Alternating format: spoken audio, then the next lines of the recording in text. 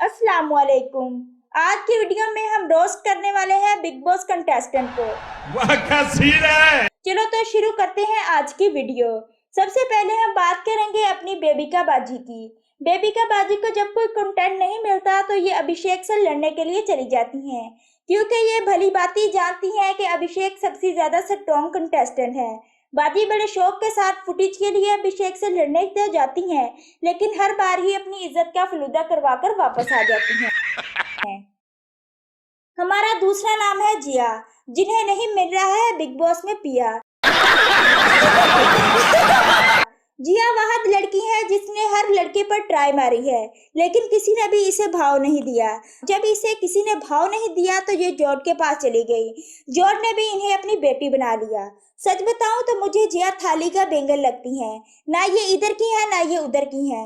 फलक के पास जाती हैं तो अभिषेक की बुराई करती हैं, अभिषेक के पास जाती हैं तो फलक की बुराई करती हैं। इन्हें लगता है कि ये घर की सबसे मासूम कंटेस्टेंट है और सबसे ज्यादा जनता को भी मासूम लग रही होंगी, लेकिन इन्हें ये नहीं पता कि जनता यहाँ पागल नहीं बैठी हुई, वो सबको अच्छे तरीके से जानती है। अब बात करते हैं फलक नाज की, जिस पर किसी को नाज नहीं है, लेकिन उस बंदी को खुद पर खुद ही नाज है। फलक जब बिग बॉस में आई तो अपने आप को पता नहीं क्या समझ रही थी।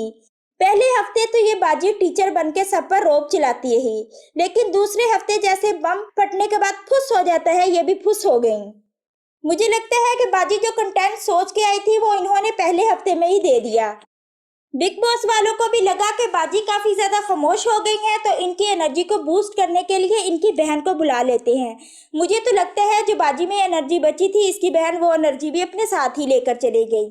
अब बाजी इधर उधर देखने के अलावा कुछ भी नहीं कर रही हैं। अब बात करते हैं बाजी के आशिक अविनाश। अविनाश ये दिखाने की कोशिश कर रहा था कि वो काफी ज्यादा सख्त लोंडा है, लेकिन जब इनकी एक्स गर्लफ्रेंड आई तो उसे देखकर अविनाश के तोते ही उड़ गए। अविनाश को लगने लगा कहीं ये उसका भांडा ही ना फोड़ दे। अविनाश की गर्लफ्रेंड जाने के बाद इसने भगवान का शुक्र अदा किया कि चलो मेरी गर्लफ्रेंड चले गई। अब भाई के पास बाकी कोई कंटेंट ही नहीं बचा था, तो उसने सोचा कि मैं अब क्या करूं, चलो लड़की पटाओ कंटेंट शुरू कर देता हूं। तो भाई ने फलक को पटाना शुरू कर दिया, लेकिन भाई की किस्मत इतनी माड़ी है कि भाई से फलक भी ना पट पाई। मुझे लगता है कि ये बिग बॉस में टिकेगा ही नहीं। अगर ये टिक भी गया तो इससे फलक तो नहीं पट पाएगी। मुझे लगता है कि फलक भी इतरा रही है, हाय मैं कितनी खूबसूरत हूँ कि मुझे लड़के आकर प्रपोज कर रही हैं। उसे नहीं पता कि भाई सिर्फ कंटेंट के लिए ये कर रही हैं, क्योंकि भाई को कंटेंट चाहिए। अब बात करते हैं जैड की, जिन्हें पता ही नहीं कि क्या हो रहा है। बिग बॉस कंटेस्टेंट की लड़ाई भी हो रही होती है, तो उतना लड़ाई देखकर मजा नहीं आ रहा होता जितना जैड को देखकर मजा आ रहा होता है। वो बेचारे को कुछ समझ नहीं आ रही होती, लेकिन जब देख रहा होता है ये कर क्या रही है। एक बात है, लेकिन जैड बुरा लड़का नहीं, हैंडसम तो वो सबसे ही ज्यादा है। दूर रहना चाहिए। अब बात करते हैं मनीषा रानी की, जिसने घर वालों को याद दिलाई हुई है उनकी नानी। मुझे तो लगता है बिग बॉस में जितनी भी लड़कियां हैं उन सब में अगर सबसे बेहतरीन पीस है तो वो सिर्फ और सिर्फ मनीषा रानी ही है। तड़प ही मुझे ऐसी है लगता ना। है कि उसमें भी वो कम है, इसकी वजह से ही तमाम लोग उससे इतना ज्यादा डरते हैं। अगर बात दुश्मनी की हो या फिर दोस्ती की, मनीषा दोनों ही बड़े अच्छे तरीके से निभाती हैं। अगर कहा जाए कि मनीषा वर्ल्ड बेस्ट पीस है तो ये गलत नहीं होगा। अब बात करते हैं मनीषा के दोस्त अभिषेक की। मुझे लगता है कि इस घर में अगर कोई गेम खेल रहा है तो वो सिर्फ एक ही बंदा है, वो है अभिषेक।